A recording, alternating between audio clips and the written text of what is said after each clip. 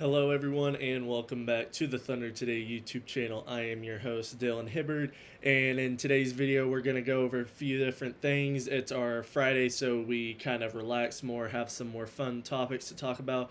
First up, we'll talk about what the Thunder's next move might be this offseason. Then we'll get into some Summer League talk for tomorrow, as the Thunder should be in the Summer League playoffs. And then we'll talk about Shea winning an ESPY and what all that happened. And then we'll give you the recap of the week. But first off, the Thunder, we're just going to kind of talk about what possibly the Thunder is doing now. An article came out talking about now with these three big extensions that the Thunder just let out. What are the Thunder going to do? How are they going to navigate that? And what might their next move be?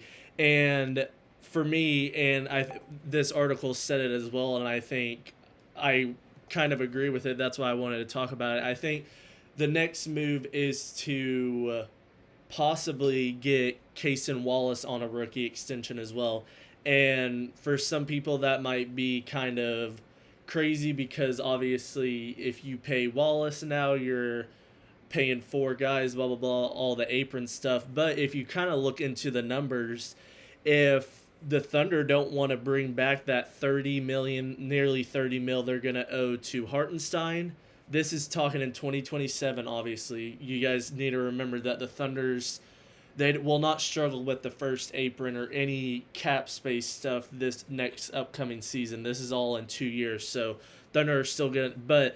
Speaking about this, for the Wallace factor of the rookie extension, if you take away Hartenstein and Dort's extensions, that's you saving $50 million just right there, where if you want to give Wallace a 5-year, $100 million contract where he's making about $20 million, where you're pretty much replacing the Dort contract you gave out where he's making about 20, and you're going to give that to Wallace. And I think it's not a bad idea. Obviously, people are going to be skeptical about it. Is Wallace going to be the guy that we give a contract extension to be our sixth man? Because essentially, if you're paying Wallace this type of money, you're either going to start starting him like they were doing in the finals, and maybe that's what they were kind of hinting at. Maybe they were wanting to get to a point where you could start Wallace, but at that point you take Dort out, and the Wallace just slides in the two, where your lineup would be Shea, Wallace, J-Dub, Chet, whoever they want to run at the four, maybe run Chet back at the five without Hartenstein, or maybe run Sorber out there. We don't know.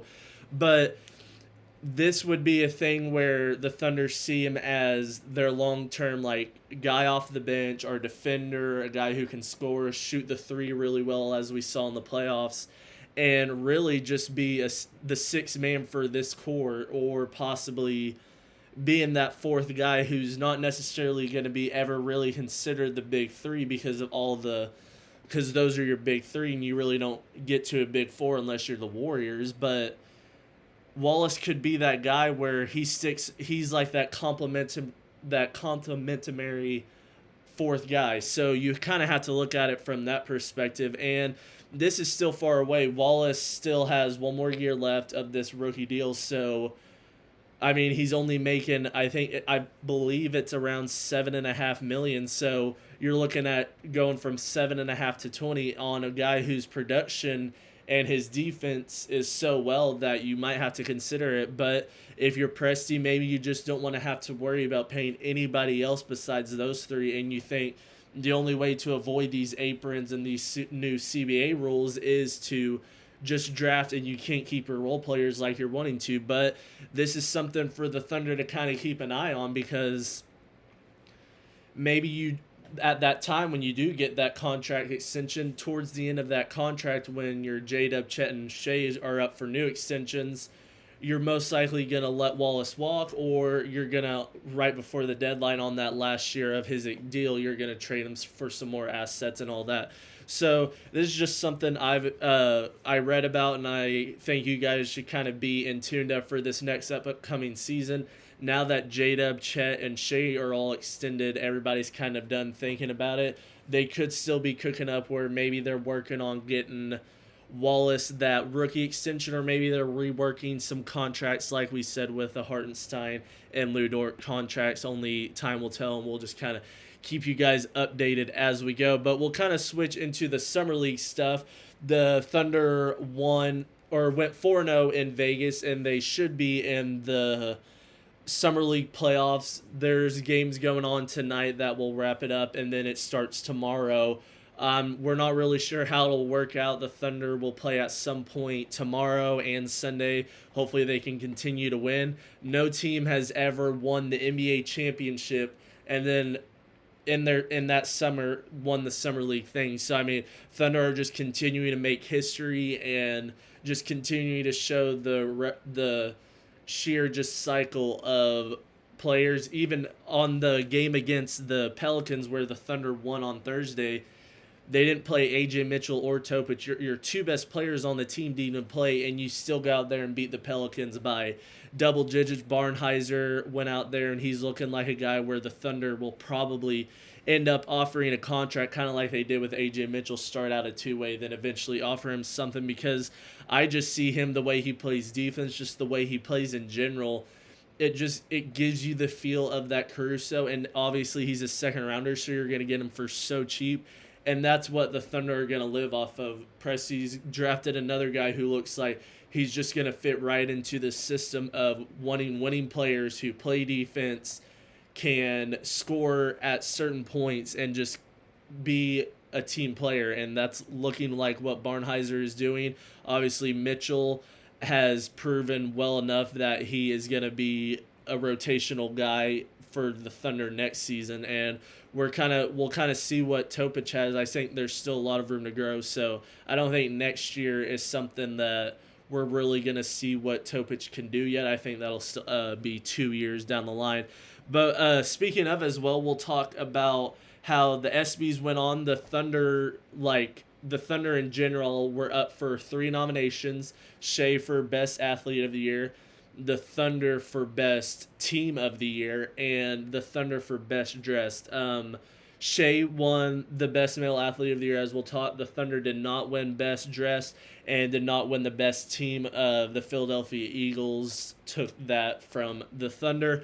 But for the Shea side of things, like we continued, it just feels like every week we're bringing up a topic of something Shea has added to his resume over this past year. From, I mean, you see it on Twitter all the time. Now you're adding Best Male Athlete of the Year at the ESPYs. You have a new shoe deal. You're getting on the cover of 2K26, MVP, Finals MVP, Championship, Supermax extension, everything Shea has done, and it's just amazing to see. And he's so humble about it. He shouted out his team, said they're the best basketball team in the world.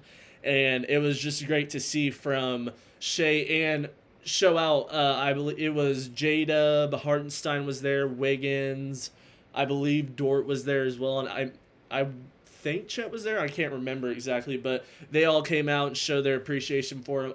Obviously, they were hoping to win Best Dressed or even Best Team, like they deservedly so did, but not quite. But Shea did win the Best Male Athlete of the Year. I really didn't think it was going to happen. I thought they were most likely going to give it to Shohei just because of his international factor, but I think maybe it helps just a teensy little bit that the NBA Finals were just legit like a month or so ago, so that recency stuff kind of kicks in compared to Shohei and your Josh Allen and Saquon, where they haven't played since February, where when you're doing this, basketball just ended, so it kind of helps Shea that the whole world has been watching what the Thunder have done, and Shea and specifically, it felt like since the end of April, beginning of May, really since the playoffs have started, it just feels like everybody's been on him. So it's just been it's kind of cool to see how the SB has paid off for Shea's work this year, and just all the stuff he's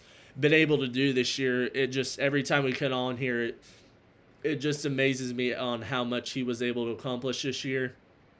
He's only 26, so we're just getting into the prime years of Shea, so it's going to be something fun to watch over this next decade, hopefully.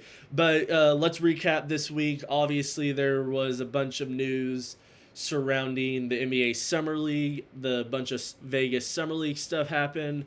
Big news outside the OKC Thunder: the Suns bought out Bradley Beals, the 2 years remaining, and he signed a 1 year, $11 million contract with the Clippers. So Clippers retooling around, hoping they can contend and get back into the playoff picture again this next year.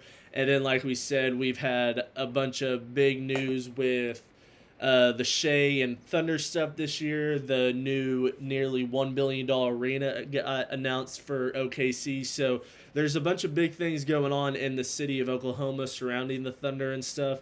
And we're in the off season. Once the Summer League wraps up, we'll kind of get into off season mode. We might do some rankings. Let me know down below if you guys want to like do any topics or want me to talk about anything that you guys are interested about. Let me know, and we can definitely do some topics over that. But that'll be it for me today, guys. I hope I will see you guys in the next one. Peace.